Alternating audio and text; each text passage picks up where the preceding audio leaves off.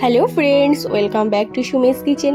তো আজকের রেসিপি একদম ঠাম্মা দিদার মতো, আগেরকার মতো এত টেস্টি রান্নাগুলো। তো একটা টিপসেই দেখবে টেস্টি হয়ে গেছে। তো চলো কিভাবে টিপসটা দেখা যাক।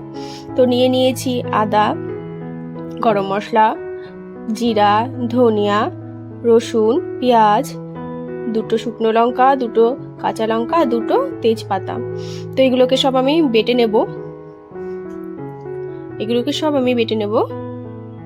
তো এভাবে এবারে নিয়ে নিয়েছি মাছটাকে আমি প্রথমে লবণ আর হলুদ দিয়ে ভালোভাবে মেখে, আরও লাগছে আলু। তোমরা চাইলে আলুটা স্কিপ করতে পারো, আমি এখানে একটা আলু দিয়েছি বড় সাইজের।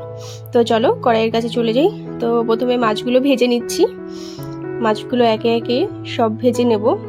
দেখতে পাচ্ছ মাথাটা আমি আগে দিয়েছি, মাথাটা যেহেতু হতে টাইম লাগে, তো তার জন্য তারপরে একে একে সব মাছগুলো আমি এভাবেই ভেজে নিচ্ছি। তো আমার মাছ ভাজা কমপ্লিট হয়ে গেছে। এবারে আমি সেই কড়াইতেই দিয়ে দেব তেল, এবং এই একই তেলে দিয়ে দিচ্ছি তেজপাতাগুলো। তারপরে দিয়ে দেব দুটো শুকনো লঙ্কা, আর তারপর দিয়ে দেব গোটা জিরা।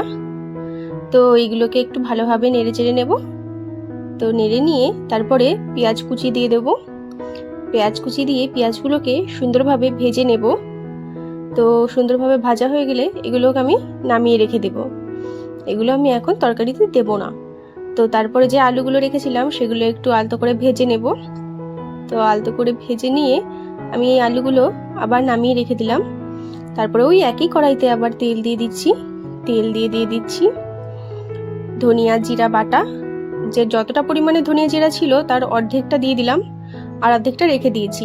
আর দিয়ে দিচ্ছি পেঁয়াজ রসুন বাটা, আর তারপরে দিয়ে দিলাম আদা বাটা। সবগুলো মশলারই অর্ধেকটা করে নেবে, আর অর্ধেকটা আমাদের পরে লাগবে।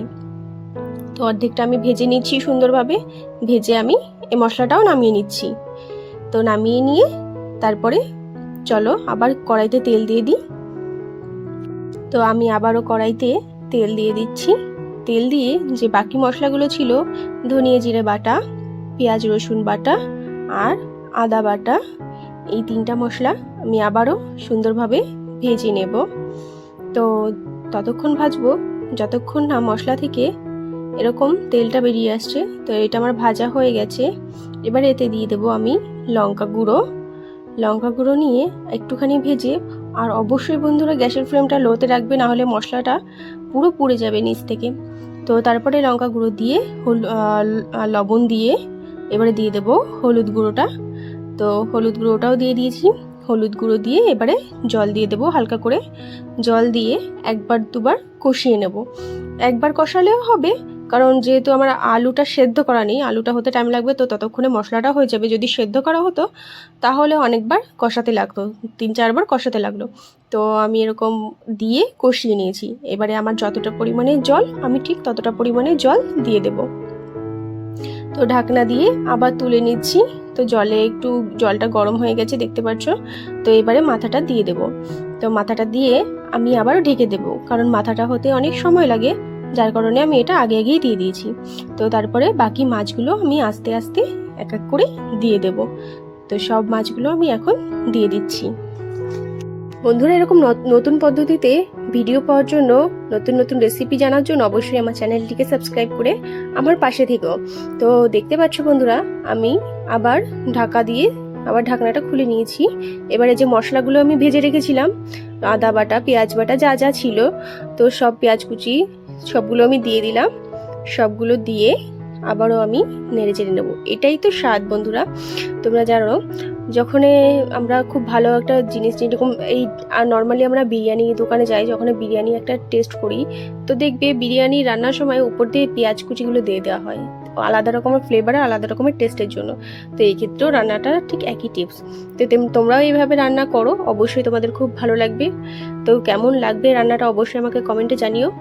এবারে আমি যে আলু দুটো দিয়েছিলাম সেখান থেকে দুটো একটু ঘেটে দিচ্ছি, এতে গ্রেভিটা একটু গাঢ় হবে। তো এভাবে আমি একটুখানি ঘেটে দিলাম। তারপরে